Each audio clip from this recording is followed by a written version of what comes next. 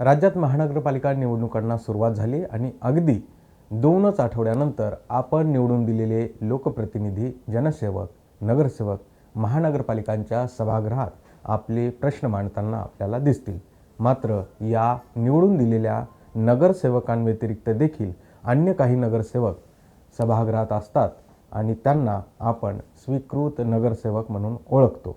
अर्थातच या स्वीकृत नगरसेवकांची निवड कशी होते, त्यांचे अधिकार काय असतात आणि एकंदरीत त्यांना कोणती कामं करता येतात याबाबत तुमच्यापर्यंत माहिती पोहोचली असेल.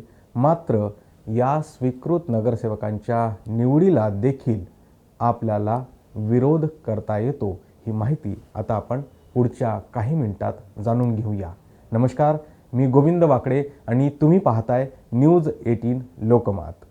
पिंपरी चिंचवड महानगरपालिकेची निवडणूक जी आहे ती इतर महानगरपालिका निवडणुकांप्रमाणे वेळेत पूर्ण होईल सगळी प्रक्रिया आणि 16 तारखेला निकालानंतर आपल्याला कोणत्या पक्षाचे किती नगरसेवक निवडून आले हे कळेल. मात्र या महानगरपालिकेच्या सभागृहामध्ये 128 नगरसेवक निवडून जाणार आहेत आणि या 128 निवडून गेलेल्या नगरसेवकांपैकी 10% किंवा ही महानगरपालिका अ दर्जाची असल्या कारणाने 5 स्वीकृत नगरसेवकांची निवड केली जाणार आहे. अर्थातच ज्यांची नगरसेवक, ज्या पक्षाचे जास्त नगरसेवक निवडून आले त्या पक्षाला जास्त स्वीकृत नगरसेवक निवडण्याची संधी दिली जाते. त्यानुसार जो मोठा पक्ष आहे त्याला 3 आणि इतर 2 पक्षांना 1 स्वीकृत नगरसेवक त्यांची निवड करता येईल. अर्थात हे स्वीकृत नगरसेवक म्हणजे काय, तर आपल्या शहरामध्ये जे तज्ज्ञ मंडळी आहेत, डॉक्टर, वकील, CA किंवा इतर क्षेत्रातली जे तज्ज्ञ मंडळी आहेत त्यांची निवड स्वीकृत नगरसेवक म्हणून केली जावी असा नियम आहे. जस्टिस लोढा समितीने ते नियम बनवलेले आहेत. त्याचबरोबर या नगरसेवकांना इतर नगरसेवकांप्रमाणेच जे मानधन आहे म्हणजे 25,000 रुपये दरमहा मिळतं, इतरही सोयीसुविधा मिळतात आणि जे प्रभाग क्षेत्रावर समित्या असतात त्यावर देखील त्यांना सदस्य म्हणून निवडलं जाऊ शकतं. मात्र हे नगरसेवक या महापौर किंवा उपमहापौर पदासाठी पात्र नसतात. तर सभागृहामध्ये ज्या चर्चा होतात, जे विकास कामावर चर्चा होती त्यामध्ये या नगरसेवकांना सहभाग घेता येतो, आपलं मतही नोंदवता येतं. मात्र जेव्हा या सगळ्या प्रकल्पासाठी आर्थिक धोरणं ठरवली जातात तेव्हा या स्वीकृत नगरसेवकांचं मत लक्षात घेतलं जात नाही. अर्थातच मग यांना इतर काय अधिकार असतात, तर इतर सर्वसामान्य नगरसेवकांप्रमाणे यांना देखील कॉर्पोरेटर फंड म्हणजे जो नगरसेवक निधी असतो तो त्यांच्या प्रभागात खर्च करण्यासाठी पुरवला जातो. म्हणजे वर्षाला 1 ते 2 कोटी एवढा निधी यांच्यापर्यंत येतो. असे सगळे अधिकार असलेले हे नगरसेवक एका अर्थाने जनप्रतिनिधी नगरसेवकच असतात.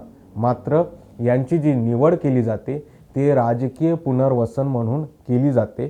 जर एखाद्या पक्षामध्ये इच्छुक उमेदवारांनी बंड करायचं ठरवलं तर त्याला स्वीकृत नगरसेवक करू असा शब्द दिला जातो आणि मग अशा मागच्या दाराने त्याला सभागृहात आणलं जातं आणि नेमकं हेच संविधानाला अभिप्रेत नाही. जे काही मुंबई प्रांतिक अधिनियम नियमानुसार जे सांगितलं गेलेलं आहे अशा स्वीकृत नगरसेवकांची निवड केली जाऊ शकते. मात्र ही निवड करताना जे निकष पाळायचे आहेत ते राजकीय पक्षाकडनं अनेक वेळा पाळले जात नाहीत. या स्वीकृत नगरसेवकांच्या निवडीसाठीचे मुख्य जे निकष आहेत ते म्हणजे सगळ्यात महत्त्वाचं, अशा व्यक्तीला 5 वर्षाचा प्रशासकीय काळाचा अनुभव असावा. म्हणजे तो माजी नगरसेवक असेल तर त्याची निवड होणं सोपं आहे. त्याहीपेक्षा तो किमान पदवीधर असावा म्हणजे उच्च शिक्षित असावा, ही सगळ्यात महत्त्वाची अट आहे. आणि तो तज्ज्ञ असावा म्हणजे वकील, डॉक्टर किंवा CA किंवा इतर क्षेत्रातला तो तज्ज्ञ असावा. याचं कारणच असं आहे की जनसामान्यांनी म्हणजे आपण निवडून दिलेले नगरसेवक आणि हे जे तज्ज्ञ मंडळी आहे या दोघांच्याही बुद्धीचा किंवा एकंदरीत अनुभवाचा उपयोग शहराच्या विकासासाठी व्हावा या हेतूने अशा व्यक्तींची निवड केली जाते. मात्र मी जसं म्हणालो की या स्वीकृत नगरसेवकांसाठी केवळ त्याच व्यक्तीची निवड केली जाते ज्यांचं राजकीय पुनर्वसन करायचं आहे. मग असं झालं तर आपल्याला सामान्य नागरिक म्हणून काय अधिकार आहेत, तर आपण अशा निवडलेल्या स्वीकृत नगरसेवकांना त्यांच्या निवडीला थेट विरोध करू शकतो. तो विभागीय आयुक्ताकडे या स्वीकृत नगरसेवकांच्या नावाची जेव्हा घोषणा केली जाते त्यावेळेस आपण संबंधित महानगरपालिकेच्या आयुक्ताकडे सूचना व हरकती देखील नोंदवू शकतो. जर स्वीकृत नगरसेवक म्हणून निवडला गेलेला व्यक्ती गुन्हेगार असेल, त्याच्यावर गंभीर स्वरूपाचे फौजदारी गुन्हे दाखल असतील, त्याच्या निवडीला विरोध करू शकतो, तेही कायदेशीर मार्गाने. त्यासाठी उच्च न्यायालयात आपल्याला रिट याचिका देखील दाखल करता येते.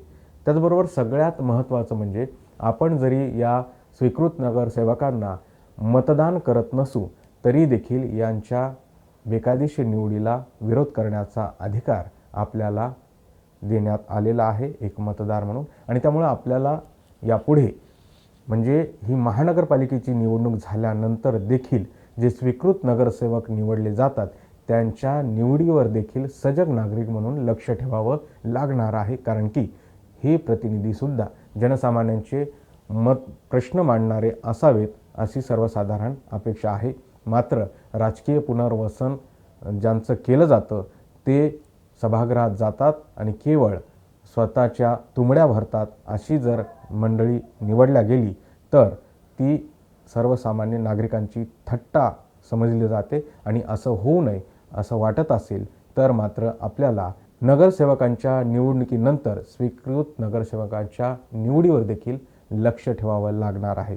ही माहिती तुम्हाला कशी वाटली याबद्दल तुमच्या प्रतिक्रिया जरूर नोंदवा. तुर्तास एवढंच. धन्यवाद.